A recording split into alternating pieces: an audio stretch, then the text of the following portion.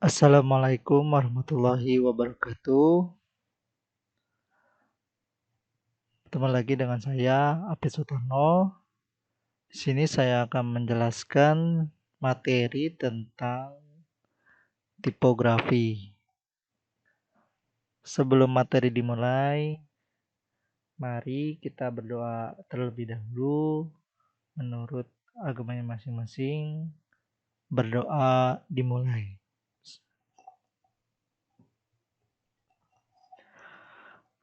Berdoa selesai. Oke, untuk penyampaian materi hari ini, saya akan menjelaskan tentang tipografi.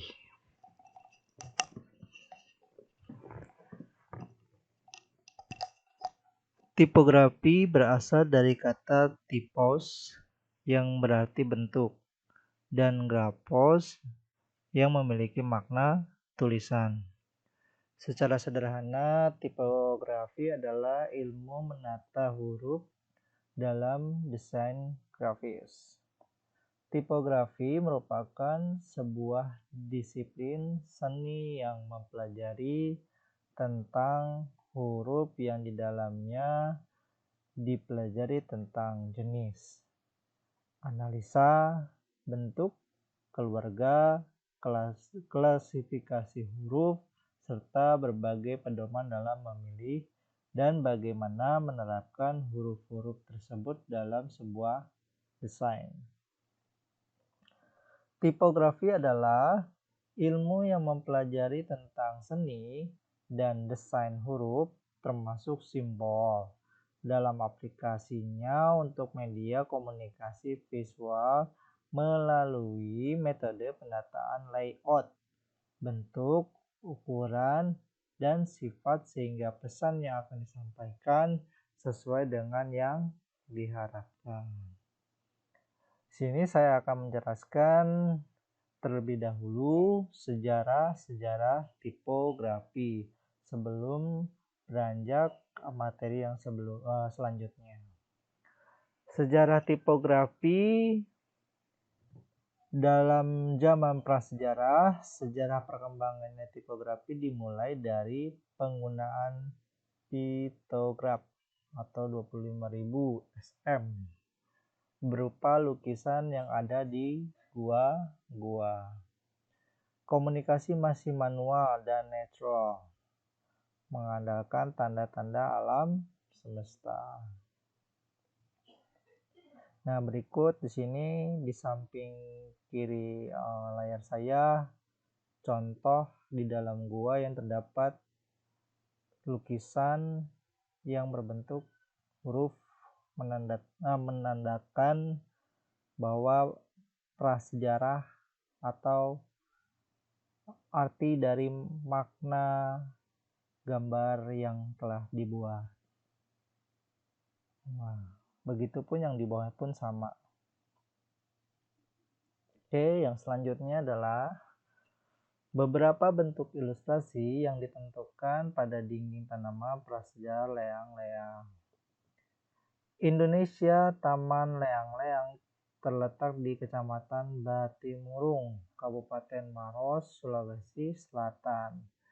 Gambar telapak tangan diyakini dimiliki oleh anggota suku yang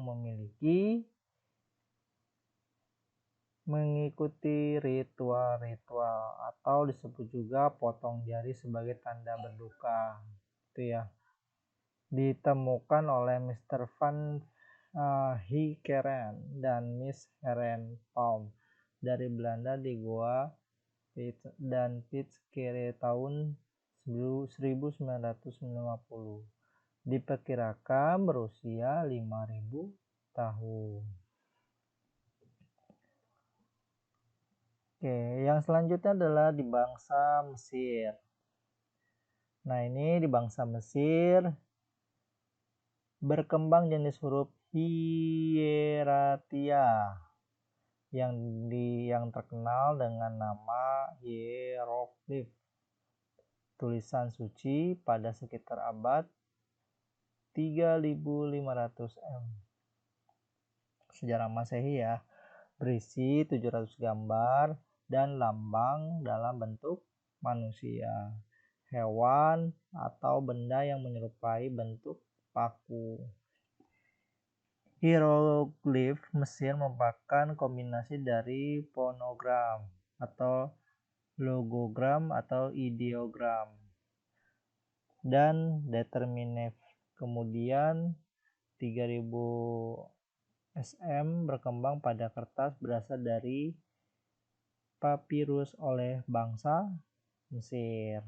Nah, ini sebelah kiri saya adalah contoh dari bangsa Mesir pada tahun 3000 ya SM menggunakan hieroglif ya sebagai sistem penulisannya.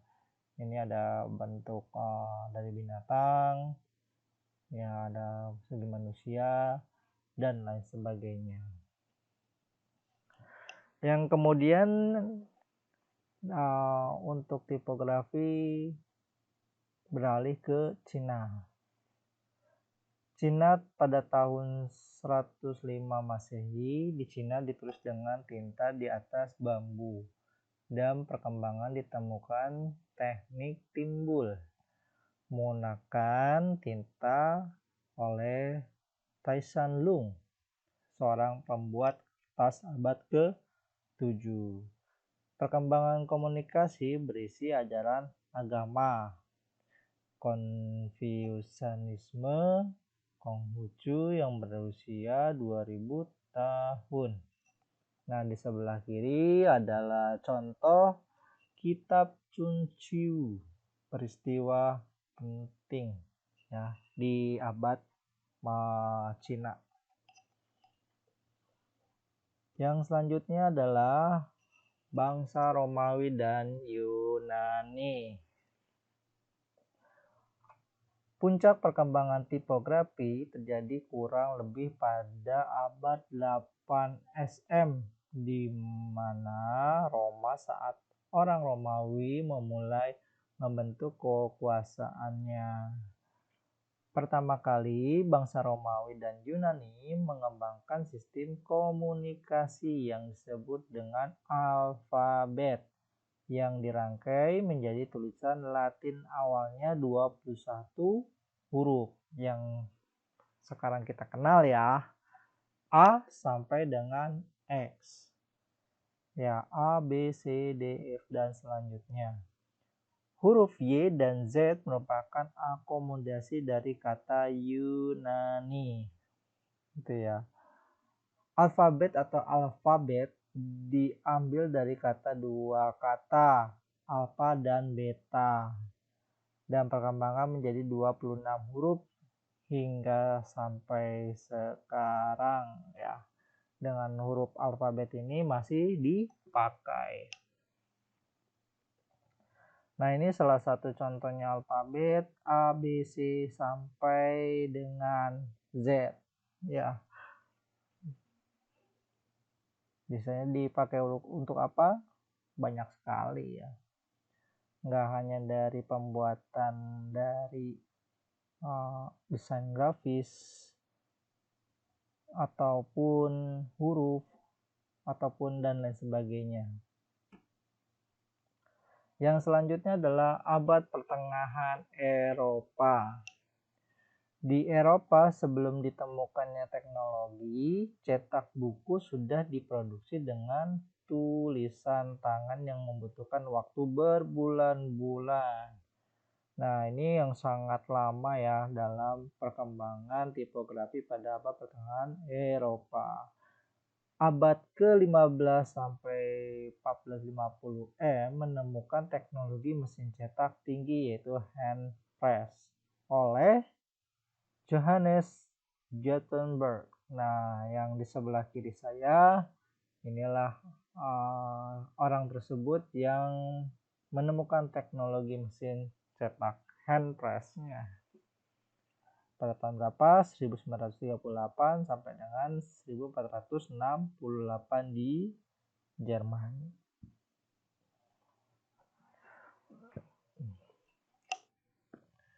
Teksturnya black letter yang dicetak di Mainz Jerman pada tahun 1455 oleh John Jonas Gutenberg. Gutenberg adalah inspirator bagi perkembangan seni menyusun huruf tipografi dan seni ilustrasi untuk menghias sampul dan halaman buku. Hasil cetakan pertama 42 baris kalimat dari Bible dengan jenis huruf tekstur atau black letter yang dicetak dengan men Jerman pada tahun 1455. Contohnya bisa dilihat ya di sebelah atas kalian ya. Ini untuk produksinya juga kalau menggunakan tangan ini bisa menggunakan berbulan-bulan waktunya ya, karena untuk tingkat kedetailan untuk tipografinya sangat diutamakan ya. Nah, ini salah satu contohnya juga huruf dari tekstur black letter yang dicetak di Mainz Jerman. Nah, ini seperti ini ya tulisannya ya. Ini sangat bagus ya, dan yang sekarang jarang sekali orang yang membuat seperti ini ya. Nah, tetapi untuk dalam dunia IT untuk font seperti ini sudah bisa kita lihat ya, bahkan kita bisa langsung mendownloadnya ya dalam dunia IT untuk zaman sekarang.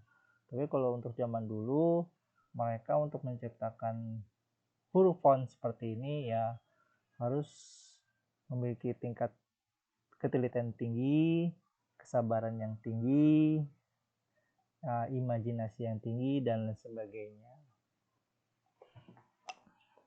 Yang selanjutnya adalah Arab.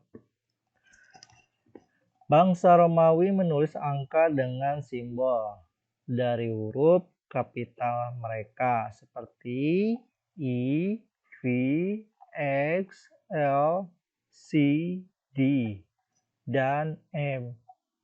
Di sekitar abad ke-7 bangsa Arab mendominasi kepiawaian dalam ilmu matematik. Sebelumnya, titik pokok dari kegiatan matematik berawal dari Mesir, ke Yunani, kemudian Roma, India, dan akhirnya masuk ke Arab. Baru kemudian di sekitar abad ke-13, angka yang bentuk dasarnya berawal dari alfabet Arab diterapkan ke dalam sistem alfabet Latin. Nah, ini salah satu contoh dari tipografi Arabik ya, spesimen ya. Ini salah satu yang kita lihat ya, sering kita baca juga, banyak sekali, terutama di Al-Quran itu udah pasti ada. Al-Quran, juz amma, dan lain sebagainya. Sebelum angka dikembangkan oleh bangsa Arab, angka ditulis dengan huruf. Misalnya 1979 ditulis dengan huruf MCMLXX1X titik M. M sama dengan 1000, D sama dengan 500, C sama dengan 100, L sama dengan 50, X sama dengan 10, V sama dengan 5, dan L sama dengan 1. Angka-angka yang digunakan sekarang pertama kali pada abad pertengahan berasal dari Arab. Sejarah awal munculnya angka Arab tersebut pertama kali orang Islam memperoleh angka asing 1, 2, 3, 4, 5, dan seterusnya. Kemudian mereka menciptakan sendiri 6, 7, 8, 9, dan seterusnya, termasuk angka 0 yang dinamakan surf, yang berarti kosong atau zero. Ya. Kemudian orang-orang barat memakai ragam al-Hindi yang merupakan pendapat al-Khawarizmi. Orang Islam membawa ke semua angka bersama lahir di Eropa di abad pertengahan. Pada tahun 1984, Adobe System merilis PostScript font. Dan pada tahun 1901,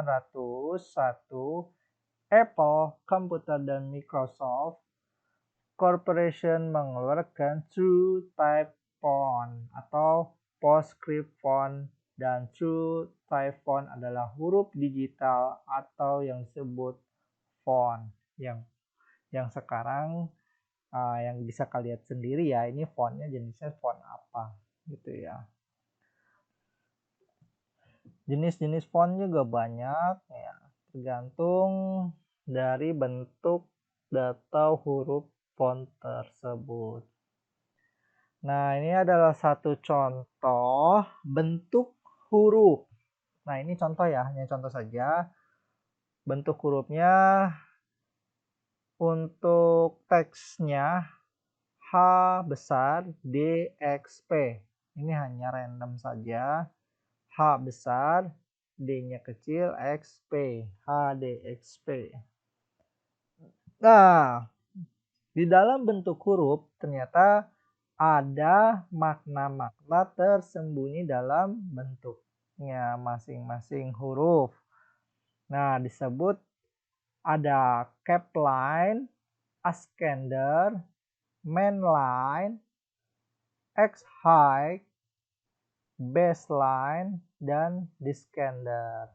Nah, apa sih salah satu dari capline dan ascender dan lain sebagainya?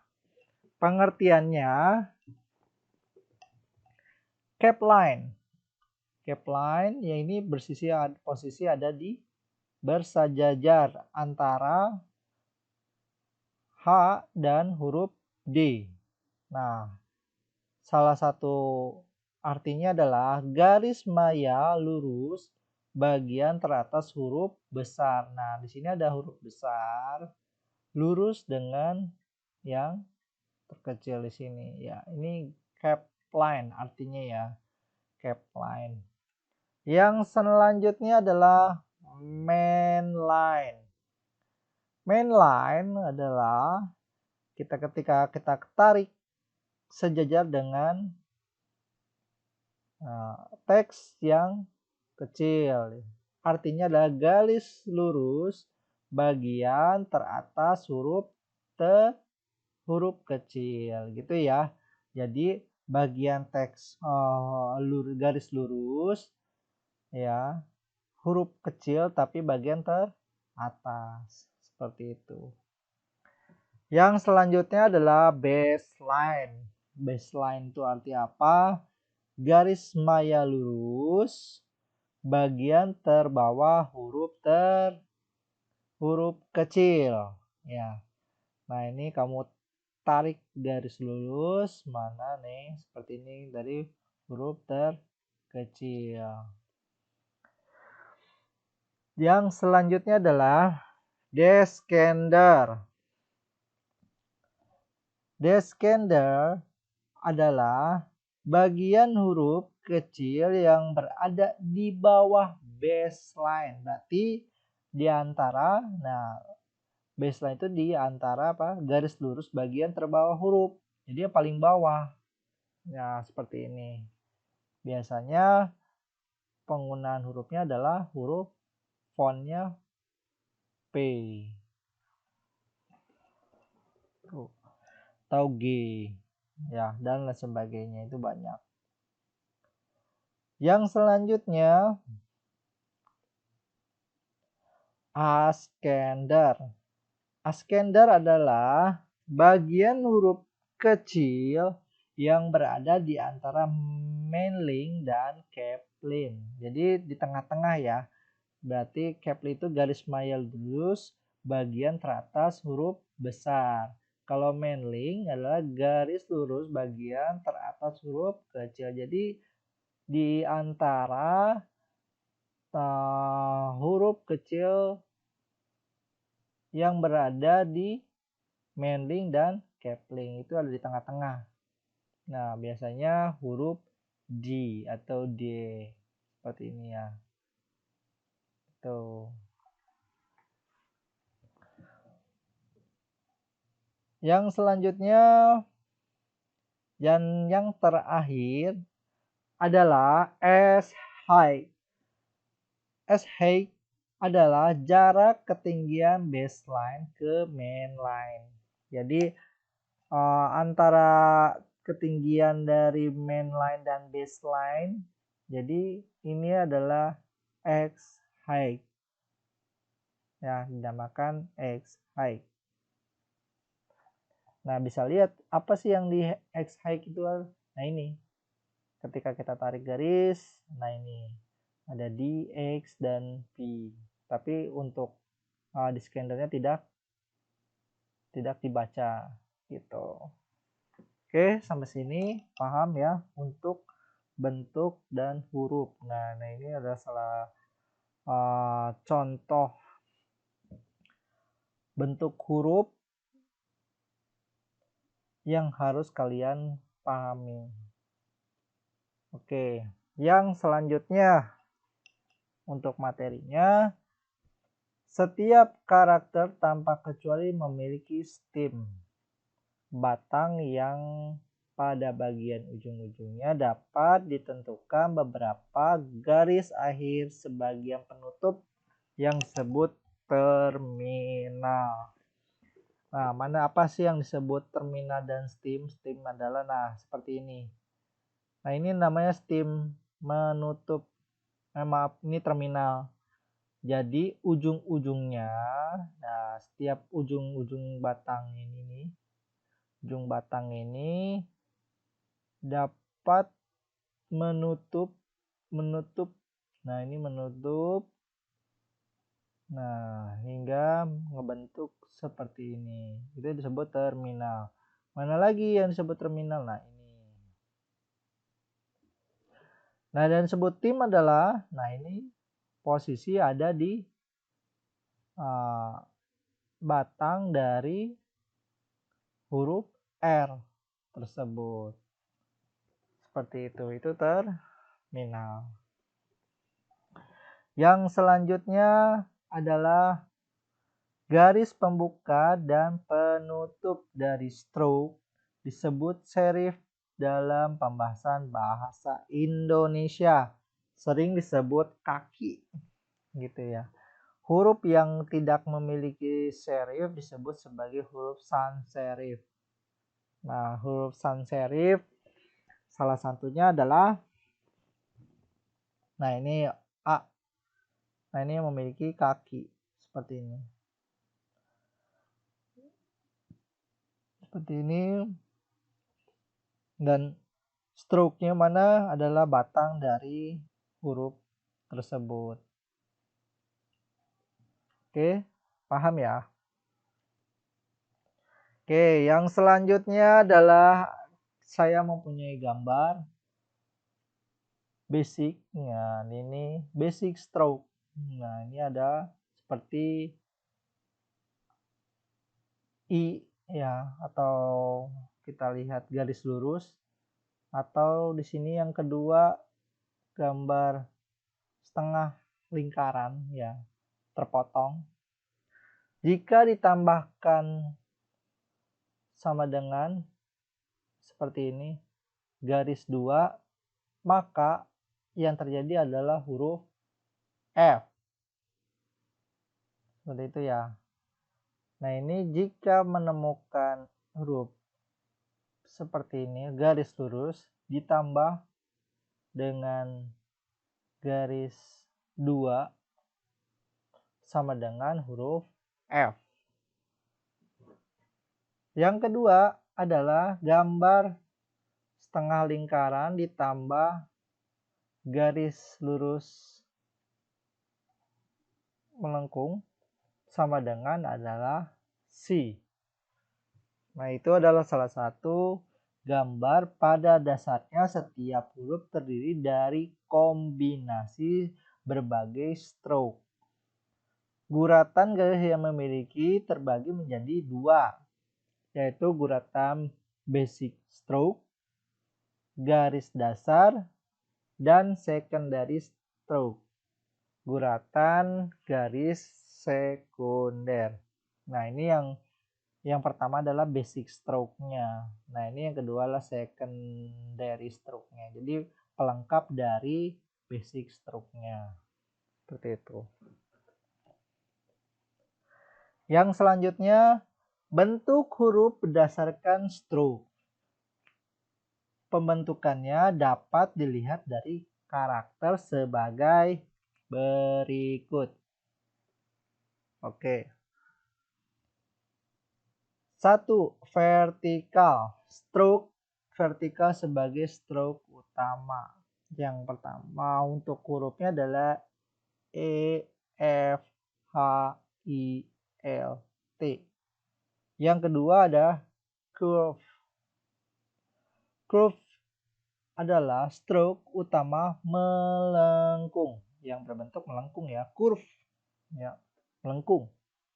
Biasanya apa sih yang berbentuk yang melengkung? Untuk teks atau fontnya biasanya lah C, O, Q, dan S. Dan yang ketiga font oblique Q, stroke utama diagonal. Diagonal. Apa saja contoh font yang diagonal? A, K, M, V, W, W, X, Y, dan Z. Yang keempat dan terakhir adalah combination. Stroke utama gambar antara vertikal dan curve melengkung. Contohnya yang stroke utama dan gabungan antara kurva melengkung biasanya adalah font B, D, G, J, P, R, dan U. Nah, seperti itu. Kalian harus hafalkan bentuk huruf berdasarkan stroke pembentukannya. Ya. Dari vertikal, curve, oblique, dan combination. Yang selanjutnya adalah keluarga huruf. Nah, keluarga huruf terdiri dari berat, proporsi, dan kemiringan. Ini untuk contohnya adalah H. Di sini adalah untuk H tanpa menggunakan bold, yaitu like. Terus kemudian diperbesarkan kembali dengan reguler 15%, dan untuk terakhir adalah 25% dengan menggunakan bold. Nah, ini untuk gambar yang di sebelah kiri adalah like, reguler maupun bold mempunyai kesamaan ciri fisik namun tampilannya berbedaan. Berat ini dapat memberikan dampak visual yang berbeda. Biasanya kelompok huruf bold banyak digunakan untuk judul atau headline. Nah, yang mana yang disebut buat judul dan headline adalah seperti ini. Untuk besar biasanya dipakai dalam bisa menulis dalam cerita ya, atau judul dan lain sebagainya, judul film atau banner dan lain sebagainya. Yang selanjutnya adalah proporsi. Nah, ini ada masih tetap H, contohnya H. Nah, yang disebut proporsi adalah, nah ini untuk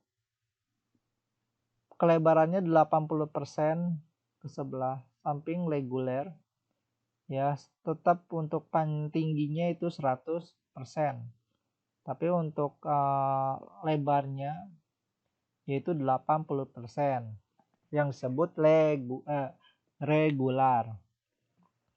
Yang kedua adalah H, masih tetap H dengan tinggi 100%, tapi untuk lebarnya adalah 60%, yaitu disebut dengan kondensin.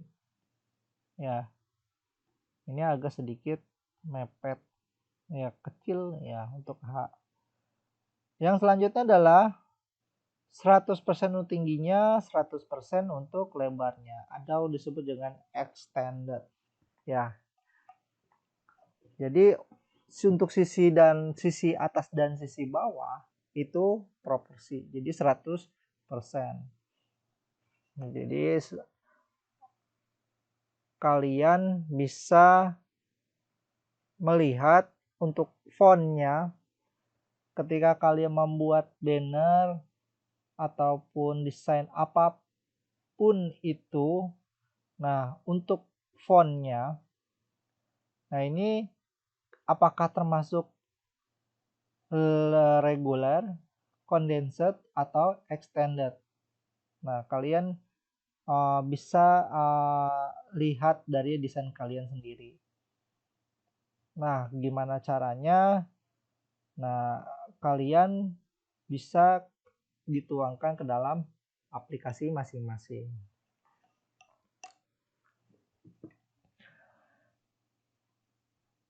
Nah, disarankan kalau misalkan kalian membuat desain harus extended atau proporsi. Jadi harus sama seperti itu ya. Ada juga yang ketika membuat tipografi ya seperti ini. Condensed yang 60% yang agak sedikit mengecil ataupun regular 80%. Yang selanjutnya adalah kemiringan. Kemiringan huruf italic ini biasanya digunakan untuk memberikan penekanan pada sebuah kata. Contoh di sini saya mempunyai huruf A yang itu H-nya itu huruf italic dengan kemiringan adalah 12 derajat. Nah, yang disebut miring adalah H dari sebelah kiri. Nah, inilah 12 derajat.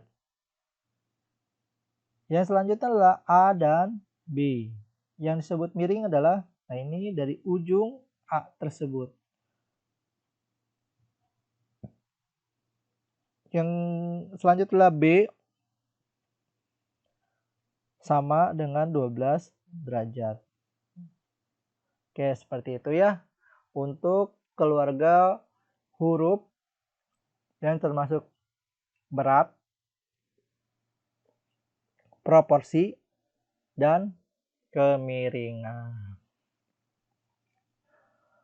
Nah, untuk tugasnya, untuk pertemuan kali ini, kalian di sini membuat bentuk huruf.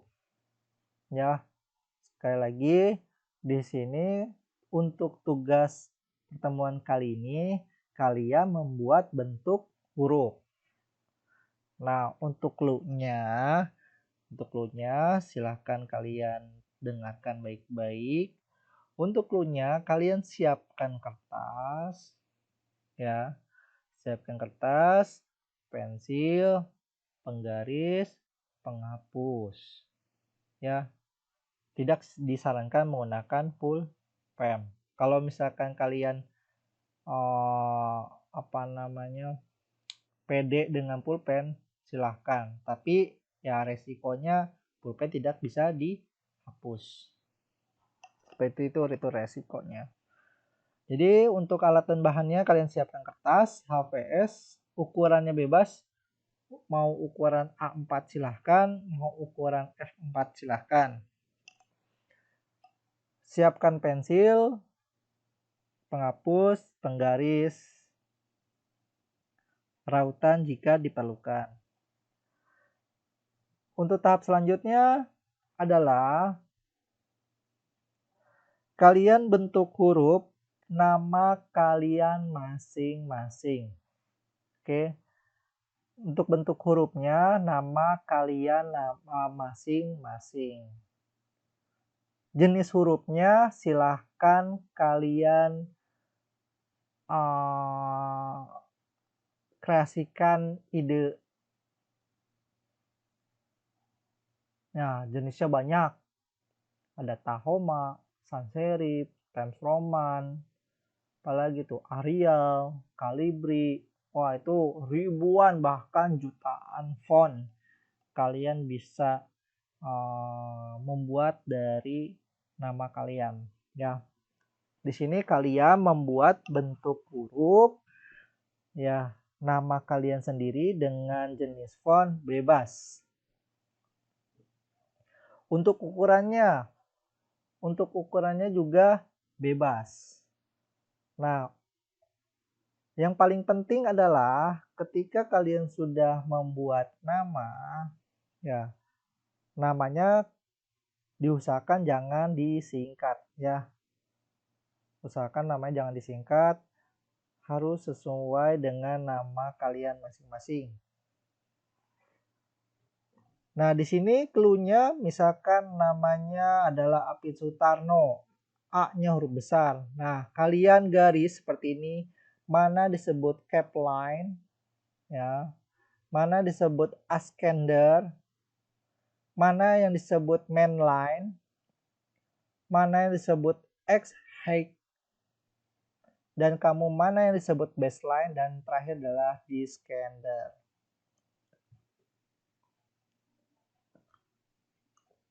Jelas ya? Saya ulang lagi ya. Ketika kalian sudah membuat bentuk huruf dengan font-font tertentu, kalian silahkan membuat bentuk huruf yang terdiri dari capline, mainline, baseline, descender, askender, dan terakhir adalah X-height. Begitu untuk tugasnya, silahkan kalian tulis di kertas yang sudah tadi saya tentukan. Kalian foto, kirimkan ke WA saya. Ya, jika ada yang ditanyakan, silahkan kalian bisa tanyakan ke nomor WA saya. Oke, jelas ya untuk tugasnya? Kalau sudah jelas, untuk materi pertemuan kali ini untuk tipografi bagian pertama saya tutup. Terima kasih. Wassalamualaikum warahmatullahi wabarakatuh.